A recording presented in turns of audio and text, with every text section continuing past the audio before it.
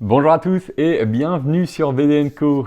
J'espère que vous allez très bien en cette fin d'année et je vous souhaite déjà tout de suite une très bonne année 2024. Aujourd'hui, pour fêter le coup et fêter la fin d'année, je souhaitais vous présenter ma lecture préférée de l'année 2023. Alors, j'ai pas choisi forcément une lecture qui est sortie en 2023, c'est juste celle que j'ai lue en 2023 qui m'a le plus conquis. J'ai beaucoup hésité entre deux BD pour cette lecture préférée de l'année. Et au final, il y avait vraiment un énorme coup de cœur et un gros coup de cœur. Donc j'ai choisi l'énorme coup de cœur. Pour votre information, le gros coup de cœur, c'était Frontier de Singelin. Vous le savez, j'en ai parlé dans PTSD. Singelin, j'adore ce qu'il fait, j'adore ce qu'il présente. Et Frontier est génialissime. Mais j'ai eu un plus gros coup de cœur et donc je vais vous présenter celui-là aujourd'hui. Je vous présenterai Frontier dans une vidéo dans les prochaines semaines, peut-être prochains mois. Mais aujourd'hui, la BD que j'ai choisie, c'est Okae de Neyef. C'est marrant parce que d'ailleurs, les deux sont du label 619. Donc c'est marrant d'avoir eu ces deux coups de cœur pour deux personnes qui ont déjà travaillé ensemble et notamment autour de l'œuvre de Mutafokaz de Run où Neyef avait fait un spin-off avec Puta Madre et Singelin avait fait un autre spin-off, Loba Loca, qui étaient aussi tous les deux de super belles œuvres. Avant de vous présenter Okae, que vous avez peut-être déjà tous lu mais c'est pas grave, je vous demanderai comme d'habitude de vous abonner si vous ne l'êtes pas encore et d'appuyer sur la cloche, de mettre un j'aime si vous appréciez la vidéo et puis bien sûr en commentaire venez me dire quelle est votre lecture 2023 préférée. Comme je disais, pas forcément sortie en 2023, mais votre découverte préférée de 2023. Et sans plus tarder, donc Okae, qu'est-ce que c'est? C'est une sublime BD qui est sortie, comme je disais, au label 619 par l'auteur nantais Neyef et qui est un énorme pavé de 224 pages. Et c'est 224 pages de pur régal. Pour l'histoire et le scénario, on est dans l'Amérique à la suite des colonisations, donc à la fin, entre guillemets, des Amérindiens, des Indiens, et où on va suivre l'histoire du petit George. Donc c'est un jeune Indien Cheyenne qui a été éduqué dans les camps indiens et donc dans les réserves indiennes. C'est tout simplement un Indien en fait qu'on a éduqué comme un blanc, qui est donc acculturé. Donc c'est-à-dire qu'ils ont essayé de lui faire perdre totalement sa culture indienne. Ils lui enlèvent tout ce qui pourrait lui faire penser à cette culture indienne. Donc ils lui coupent les cheveux notamment. Ils leur enlèvent tous leurs particuliers, tous leurs artefacts, toute leur médecine particulière, etc. Toutes leurs croyances. Enfin bref.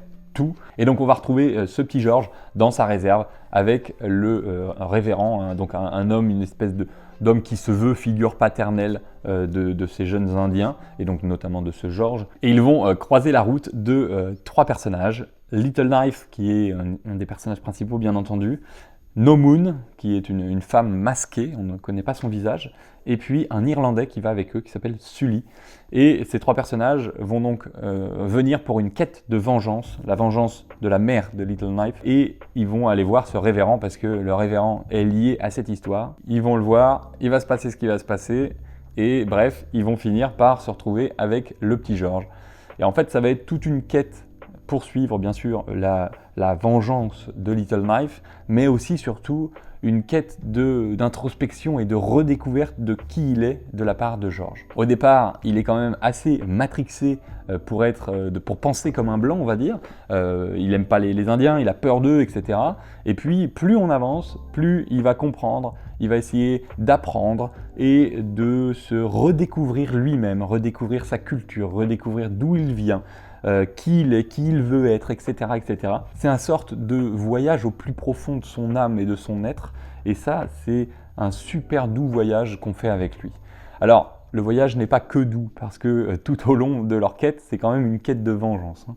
Donc, il va y avoir aussi beaucoup de moments très très agressifs, très très violents, et c'est des moments qui sont aussi très forts en émotion, parce que souvent c'est lié à des manques de connaissances ou alors à des affrontements justement entre les Blancs qui détestent les Indiens et puis ces Indiens qui ne sont quasiment plus nulle part chez eux, à part dans les réserves, et donc qui se font emmerder en continu.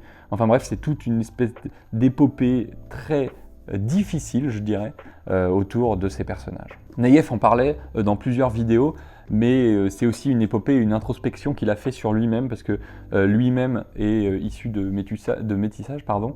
Sa grand-mère est vietnamienne, et donc il avait toute cette culture vietnamienne chez lui, alors qu'il ne parle même pas le vietnamien, et il disait que justement il avait cette impression de parfois ne pas tout comprendre, et donc avoir fait cette BD, c'est un peu son introspection à lui-même, et ça c'est assez intéressant, parce qu'on comprend mieux pourquoi il y a autant d'émotions qui ressortent de cette histoire. C'est parce qu'en fait il a mis beaucoup de lui-même là-dedans, et c'est encore plus intéressant, je trouve, d'avoir ce recul sur l'histoire, ce recul sur cet intérêt qu'avait Neyef à créer cette histoire, parce qu'en fait ça lui ressemble à lui, à ce qu'il a pensé, à ce qu'il a redécouvert en faisant cette histoire. Vous pourrez aller voir, il y a pas mal d'interviews de Neyef qui en parle, et c'est très intéressant d'avoir son point de vue. Ce qui est aussi très intéressant, c'est qu'il va y avoir beaucoup de rebondissements dans cette histoire. C'est pas juste une quête de vengeance de A à Z.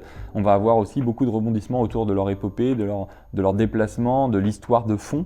Je ne vais pas vous la raconter parce que c'est des spoilers sinon, mais c'est une très belle histoire qui nous étonne et qui n'est pas juste linéaire, une quête de vengeance, blabla, on arrive, on découvre des nouveaux personnages, on les tue, on découvre des nouvelles histoires, un nouveau personnage entre dans l'histoire, on le tue, etc. Non, c'est pas ça. Il y a toute une histoire de fond, il y a toute une découverte à faire avec eux, et c'est très bien fait, c'est très bien écrit, et franchement, j'ai été très touché à sa lecture, et comme je vous le dis, je l'ai déjà relu actuellement 3 fois, alors qu'elle fait 250 pages, mais c'est tellement un plaisir de le lire.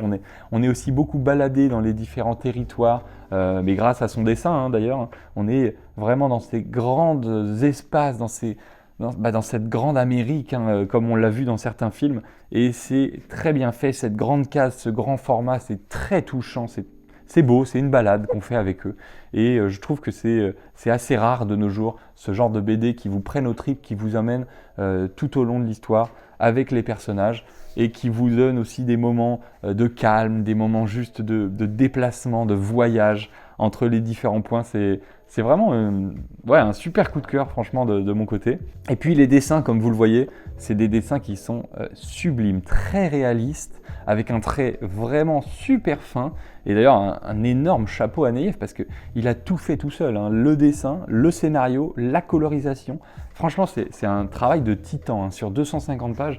C'est remarquable, et surtout la qualité est au rendez-vous sur les 250 pages. On ne s'ennuie pas une seconde, on voyage avec eux, on découvre les nouveaux endroits, les nouveaux personnages, les moments difficiles, les moments de joie.